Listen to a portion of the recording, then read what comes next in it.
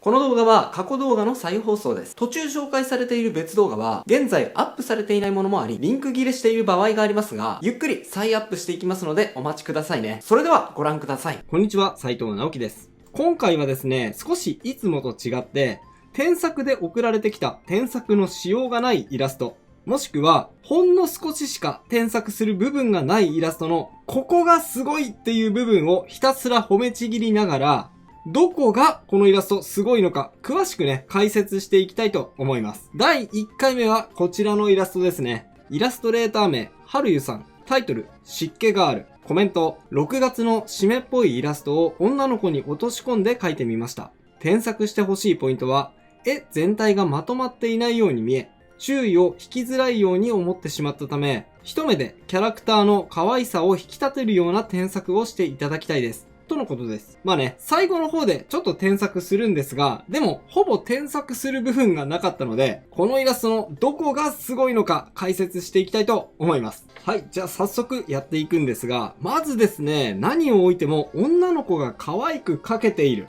これがね、すごいです。可愛さってどこを見るかっていうと、結構パッと見て思っちゃうのは、目の中身のキラキラ感とか、まつげのね、キャッチーな書き込みとか、そういう部分に目がいっちゃいがちなんですが、意外と一番はそこじゃないんですよ。この顔全体に対しての目、鼻、口の大きさのバランスとか、あとはもっと言うと、この体全体に対しての顔の大きさ。これがですね、ちょうどいいかだったり、そういうバランス的な部分の印象が一番重要だったりするんですね。ここがちょっと違っただけでも可愛いって素直に思えなくなってしまうものなんですが、はるゆさんのイラストはそこがすごくバランスが整っているなっていう風に思いました。なので、何の抵抗もなくパッと見た瞬間に、あ、可愛いってね、ドキッとしてしまうようなイラストが描けているんだと思うんです。でね、これはやったことがない人はやってほしいんですけど、もしね、こういう可愛いバランスのイラストに出会った時に、どんなバランスが可愛いんだろうっていう風に思ったら、こういうイラストをですね、一旦こんな風に透かしてみて、素体だけトレースしてみてもいいと思います。ちょっとね、やってみましょう。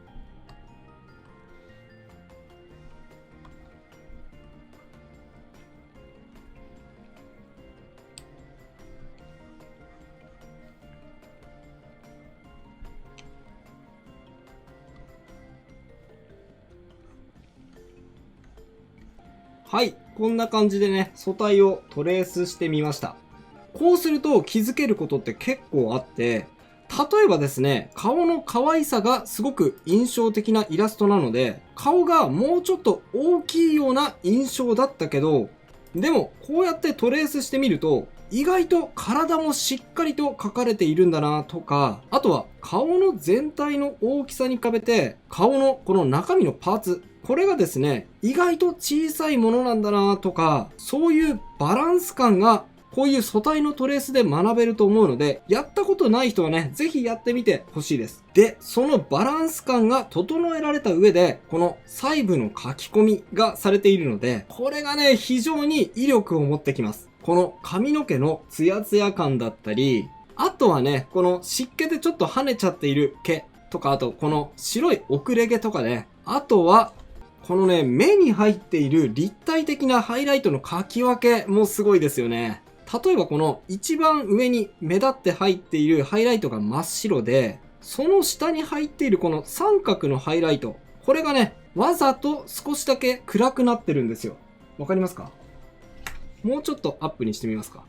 はい、少しだけ暗くなってます。で、さらに奥のこの部分見てください。ここにね、うっすらとした光で弱いハイライトが入ってるんですね。わかりますか？ここです。ここ。このように何回調かの明るさに分けてハイライトを入れることで、目に奥行きを追加してるんですね。あとね、ここポイントです。見ている人もすぐに取り入れられる部分なので、ぜひ注目してほしいんですが、唇の描き方ですね。これですね、さりげなくキャラクターの色っぽさを強調したいときに、この下唇だけに入っているこのかすかな赤みと、この小さなハイライト、これですね、引いた状態で見たら、そんなに印象強くないように感じるじゃないですか。でも、これ試しに消してみますよ。ほら、見てください。どうですか？わかりますか？全然可愛さが違って見えないですか？これ。このね、唇のハイライトをさりげなく追加してくる春湯さん。よく研究してるなっていうふうに思いました。でですね、可愛さの表現として結構バランスが難しい点として手の書き込みがあるんですが、ここもね、春湯さん完璧で、いや、完璧っていうよりかは僕自身すごく勉強させられたんですが、この手を見てください。この手ですね、結構一見骨張っているような感じでしっかりと書き込まれているんですね。例えばこの拳を握った時にできるこのボコッと出る剣頭の部分とか、あとはですね、手のこのシワの部分とかね、陰影で結構ね、しっかり書かれていますよね。これですね、影の濃さとかを一歩間違えたらごつさとかにつながっちゃうんですが、春湯さんのこのイラストは全体的な陰影のバランスを保った上で、そのバランスを崩さない範囲で細かな書き込みがされているので、全体で見た時にこういった手のシワや骨張った感じもいい感じのリアリティにつながってるんですよね。いやー、これはですね、すごくうまいです。僕はですね、いつも思わず繋ぎたくなっちゃうような手を描こうっていう風に言ってるんですが、まさにね、この手最高です。あとはですね、水の表現もすごいなって思いました。このイラスト、タイトル通りね、見た瞬間すごく湿気を感じるような濡れている感じがすると思うんですが、それもそのはずです。よく見るとですね、水の表現を7種類ぐらい使い分けて書かれてるんですよ。7種類ですよ。ですね、まず一番目立つところで言うと、この傘から滴ってくるこの大きめな水滴ですね。これが一番印象的に、ちょっと大きめに誇張されている水滴ですね。これとか、あとはね、これとかですね。こういうキラキラした水滴です。これがまず一つ。で、書き方はちょっと似ていますが、こういう葉っぱについた水滴ですね。この水滴は葉っぱに設置していますから、かなり暗い影が落ちているのが特徴です。なのでね、この暗い影によって画面を引き締め効果がありますね。3番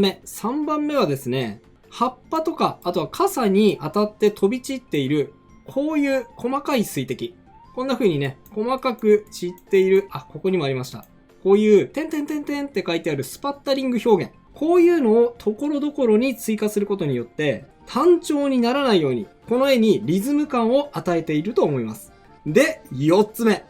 つ目がですね、この傘を伝って降りてくる、この、ちょっと濃くなっている筋ですね。いや、これがですね、水を描くときにはすごく重要なんです。これなぜかというと、水滴が結構大きめにデフォルメ、誇張されてますよね。なので、これだけを描いてしまうと、ちょっとリアリティに欠けるような表現になってしまうんですが、現実とリアリティをつなげるためにですね、この水の筋、これがね、すごくいい仕事をしてくれてるんです。この水の筋で見ている人にリアリティを感じさせてくれるので、嘘っぽくならないというか、本当にそこにいそうな感じを、この水の筋一つで与えられている感じがするんですね。で、5つ目の水の表現。これは何かというと、このアジサイに反射しているこのハイライトですね。花びらってね、結構マットな質感なので、普通はそんなに光を反射しないんですが、水に濡れた時だけ、こんな感じでキラキラと光を反射しますよね。これはですね、日頃からよく日常を観察していないとできない表現だと思います。で、6つ目。この絵ね、よーくこのイラストを見てみると、これね、気づいた人いるかな？ちょっと遠くから見るとわかるかもしれません。この辺です。ここ。わかりますか？ここに小さなこの虹がかかってるんですね。これ非表示をするとわかりますよね。ほら、虹です。なんかですね、これに気づくと、すごくかけがえのない一瞬を彼女と共有しているような感じがしますよね。最高です。でね、最後7つ目。あえて言うなら7つ目の水の表現があって、それがこの女の子のくるくる髪ですね。これもね、雨の日は髪がまとまらないっていうある意味水を感じる表現だと思います。っていう風に、この狭い画面の中に水の表現7つ入れてきちゃうっていう表現力。もうやばいでしょ、この絵。でね、あとはこのイラスト、視線誘導のテクニックもすごいと思います。これはですね、意外とできる人は少ないと思いますし、僕自身も20代の頃はこれはちょっとどうしてもできなかったことだったんですが、書き飛ばしによる視線誘導ですね。これが、はるゆさん、すごくうまいと思いました。どの部分かというとですね、アジサイと葉っぱの部分です。このアジサイと葉っぱの部分、よく見てください。一見すべて丁寧に描かれているように見えますが、よーく目を凝らして見てみると、ほら、線が描かれている花と、描かれていない花がありますよね。特にですね、この傘の奥にある花とか葉っぱとか、ここに関してはもう雰囲気だけで書き飛ばしちゃってます。この女の子を非表示にするとよりわかりますね。ほら、もうね、そんな書いてないんですよ。でも、こうやって全体的に見たときに、その書き飛ばし具合がいい感じに見えてしまう。こんな感じで、いい意味でのピンボケ効果というか、これだけぎっちりとモチーフを詰め込んでいるにもかかわらず、画面がうるさすぎずに、女の子にきちっと目が行くように視線を誘導されている理由なんですね。いやー、これはね、すごくうまいと思いました。なんかね、雨の日って割と普通の感覚で言うと、特に外を歩くのってすごく憂鬱だと思うんですが、濡れるしね。僕も雨の日は移動中必要がないことはもう一切無視して足早にですね、目的地に行こうと思うんですけど、彼女はそんな中にあってアジサイの綺麗さに目を留める感性を持っている。ほらほら見てよ、すごく綺麗。濡れるし、もう早く行こうよ。もうこれだから男子は、ほらよく見てよ。アジサイが水に反射してキラキラしてすっごく綺麗だよ。ほら見て。うん。いや、てか、お前の方が綺麗だけどな。なんか言った？なんでもねえよ。みたいなね。なんかそういう感じの妄想まで膨らんできちゃうんですけど、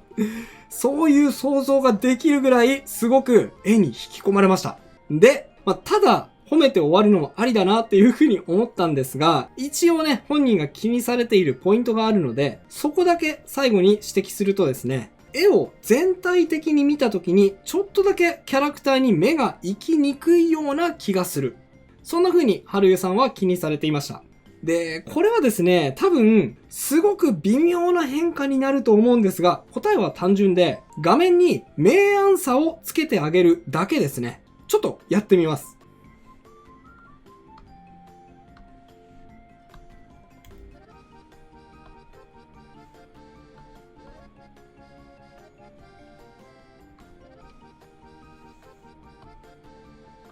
はい。まずはこんな風に、葉っぱの下の部分、顔から遠い部分をこんな風に暗く落とします。そしたら、次はこうですね。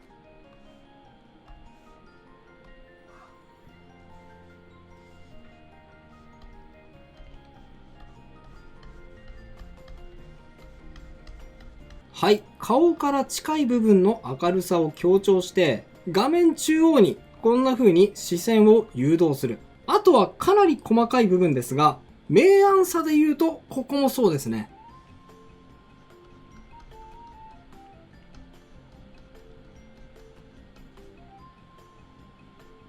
はい、このスカートの部分、このお尻の部分にですね、パキッとすごくしっかりしたコントラストがついていたので、こっちに目線がちょっといっちゃってました。このせいでね、少しだけ視線が散らばって見えていたかもしれません。それをこんな風に修正してみました。あとはですね、ちょっと些細なことで、これ、重箱の隅をつつくような感じがしてちょっと嫌なんですが、人差し指がね、ちょっとだけ長いかもしれませんね。